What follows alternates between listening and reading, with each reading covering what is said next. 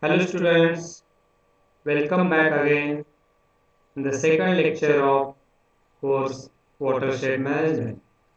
Today we will discuss about the first unit, that is Introduction to Watershed Management, concept of watershed management.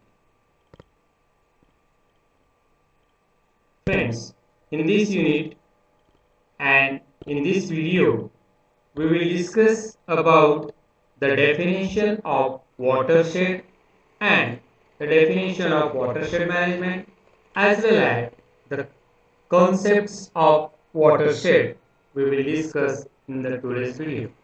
Let us see. I think all of you heard about the word watershed. What is watershed? The word watershed is also used for as a synonym for catchment or basin. So the word watershed is used as a catchment also. Sometimes you can use as a basin also, where rainwater gets collected from an area which is enclosed by a ridge line. So what is the ridge line? Ridge line is a skyline of high altitudinal area where when rain falls on that portion, it will be divided into two sections. One will be goes through for different channel and another will be goes for the another channel. Friends, so the word watershed is also used as a catchment or basin where rainwater gets collected from the enclosed area by ridgeline, and therefore we can define the watershed is an area that is enclosed within a watershed. So ridgeline we can also call as a watershed line. So this is the one definition of watershed. Rajora defined the watershed is geohydrological unit draining at a common point by a system of a stream. So here what Rajora said that it is a system of stream which drain a water at a common point, and therefore watershed can be said that it is a geohydrological unit. Geo is related to geography, surface, spatial location. Hydrology, it is related to water. So means it is combination of surface and the water. So therefore, watershed is a geological unit. Draining. Draining is when rainfall occurs, it falls on the surface. When it starts to move from one place to another place, this is nothing but a runoff, which called as a draining. Some water will be infiltrated in the ground and some water will be moved from the surface of any type of land use area. So this is nothing but draining. And what he has said, the common point is required, because for the classification of watershed, we need a common point, which is nothing but the outlet of watershed. Therefore, we can define watershed as it is a geological unit draining at common point by a system of stream. Now, in the second definition, watershed can be defined as the area of land that drains to a particular point along a stream. Friends, both definition we will clearly understood using this picture. What is this? Now you can see. This is a watershed. Same watershed is shown here. This is 3D view of watershed which is prepared using digital elevation model. In the first 3D view, one small watershed has been shown, and here the index indicates that this color shows increasing height from lower to higher, that is, this portion shows height from sea level, that is more than 1000 meter, and this blue color portion shows height less than 300 meter. So it means that this is the high elevated portion of watershed, and this is a lowland surface. So what will happen when water will be fall or rain will be fall on that particular region? The raindrop will be moves like this. All these arrows shows the direction of path of runoff. After the rain falls in this area, it will be moves like the arrows shown in this region, from top area to bottom area. And same you can see, this all the arrow means the flow of water will be enter in this major stream channel, and this major stream, this system of stream will be complete while we join to one special stream, and finally this stream will be again joined to a reservoir or any another stream. Therefore, Rajawara stated that the common point is required. So this is common point of this watershed. At this common point, all this draining water comes through this system of streams, and therefore it is a geohydrological unit. Here again, in this definition, you can clearly understand a watershed is the area of land that drains the water at a particular point along a stream. So I think you clearly understood the definition of watershed. So I am again repeating the definition. Watershed can be defined as the area of land that drains to a particular point along a stream, or it is a simple word. It is a geohydrological unit draining at a common point by a system of streams. So this is the 3D view of watershed. These are the streams, and this small three finger tip joined to the second order joined to the third order, like this. And this line shows the contour, the line which joins equal elevation areas. Let us see the next point. Now friends, after learning the definition of watershed, we will see some concept of watershed.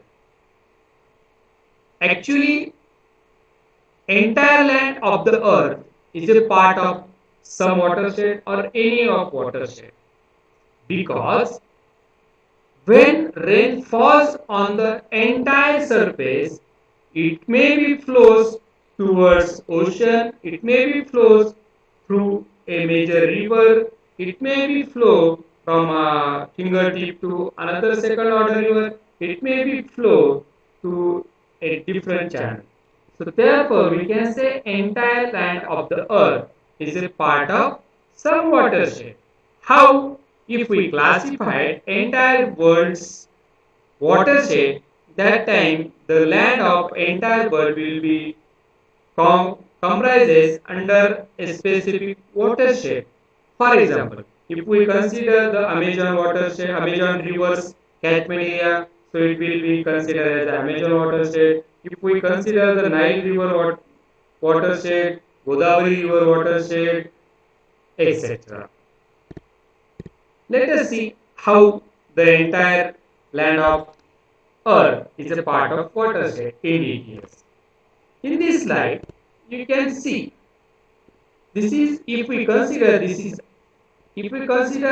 this sphere is entire area, and this fingertip we consider the outlet here, so that time this river first will be considered as a watershed of river A. After this, if when the river A join to the river B, and when we consider the outlet of river B is here, that time the area of watershed will be increased. Means as the order increase, the area of watershed also increase. So this region shows the outlet or draining area of watershed B. So all rain will be drained from this area, which will be come to the common point.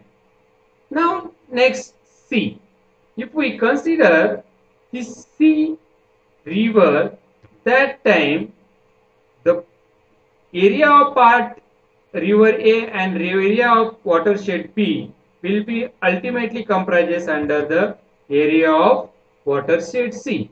See, you can see this is number C number river, and which the outlet of this watershed is here, and all water falls under this watershed will be drained from all these points and we join to the another river, that is D river.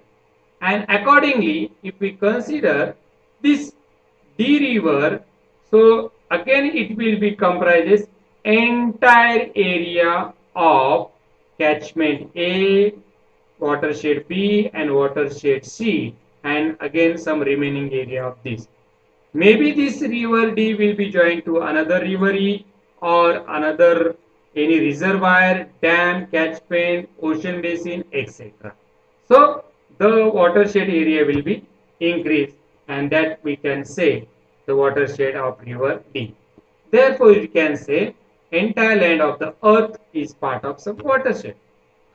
Now, for the example point of view, I have shown here the map which is prepared by Water Resource Information System, Government of India. This is watershed map or catchment map of entire India. Now, if we consider entire India, the physiography of India is varies. There are several regions. Uh, the river goes to the eastern side, some river goes to the western side. So east flowing rivers are there, west flowing rivers are there, hilly catchment area are there, peninsular area are there, again plain surface area is there, uh, island area is there. Although Indian geography is vary, river type and river flow direction will be varied, but entire India is divided into different watershed, and therefore we can say all part of the land is part of some watershed. For example, if we consider the Godavari river, Ganga river, Krishna river, so catchment of Krishna river, catchment of Godavari river. Now this is Maharashtra, and when we consider the Godavari river channel, it comprises area of Maharashtra, area of Andhra Pradesh, area of Telangana also. So some part of Maharashtra comprises under the river Godavari. Here again in Maharashtra, Nasik district is there. Nasik district having three major watersheds or water divider, that is Godavari water divider, Girna water divider and west flowing water divider. Now let us see the example of Godavari river. If we consider this is Godavari river catchment, which is in southern part of the India, which is also known as southern Ganga. So this is catchment. After Godavari catchment, it is divided into sub watershed, that is Godavari lower, Indravati, Vainganga, Parinita and others, Varda, Manjar, Godavari middle and Godavari upper. Now let us zoom the Godavari upper only. If we consider Godavari upper, so you can see this is the Godavari upper basin. Again Godavari upper can be classified into different watershed if we consider. So this is one example. Entire Godavari. So upper Godavari, in the upper Godavari there are several sub watershed. If we consider this watershed, so again it having different sub watershed. If we consider a simple watershed of one Dindori Tehsil, Ozar Reservoir catchment. So Ozar Reservoir catchment comprises under This watershed comprises under part of this upper Godavari watershed. Upper Godavari comprises under Godavari basin watershed, and Godavari basin comprises the area of India. So all the land of the earth is comprises part of any watershed, but it will be depend upon what? It will be depend upon the size, length of that watershed, and for this outlet is essential to study. Understood? So today you have to remember major points, that are what is mean by the watershed. In this, what is definition of watershed? What is geohydrological unit?